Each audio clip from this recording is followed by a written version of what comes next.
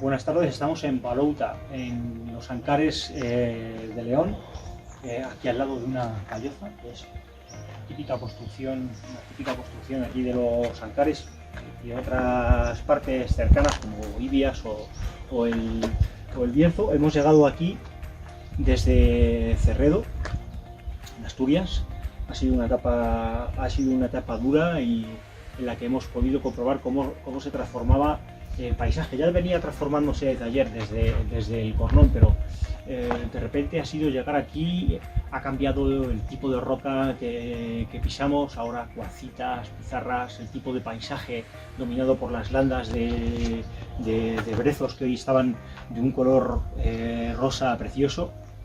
Hemos podido ascender a los cimas, el Teso Mular, dando vistas a las lagunas de Tablado y al Pico Miravalles, que es una de las principales cumbres de los Ancares, después de realizar un cresteo muy hermoso y recorrer integralmente un valle precioso rodeado de esas landas de brezos de color rosa y nos ha encantado esta etapa. Ha sido una etapa muy dura, pero realmente la hemos disfrutado mucho y bueno, ya más o menos haciéndonos a la idea de que mañana se termina esto. Mañana saldremos de aquí para recorrer el resto del cordal principal de la Sierra de Ancares y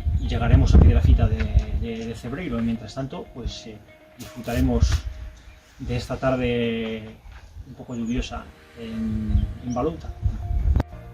Bueno, nuestras reivindicaciones de hoy queríamos hablar de respeto. Puede que las personas discapacitadas tengan unas necesidades diferentes o tengan más necesidades que tú, pero eso no quiere decir que no tengan todo el derecho del mundo a desarrollar todo su potencial. Y para lograrlo es necesario construir una sociedad inclusiva en la que el respeto sea uno de los pilares fundamentales. ¿Y qué quiero decir con respeto? Pues con respeto quiero decir que si yo soy una persona discapacitada, es necesario que me aceptes como soy, que evites esas miradas inquisitivas, esos cotilleos, y que a ser posible te dirijas a mí directamente si yo mismo puedo darte una respuesta y no a las personas que me rodean. En fin, que trates de evitar tratarme como un niño y sobre todo evitar todo ese tipo de conductas que puedan suponer un claro menosprecio. Eso es lo que teníamos que decir.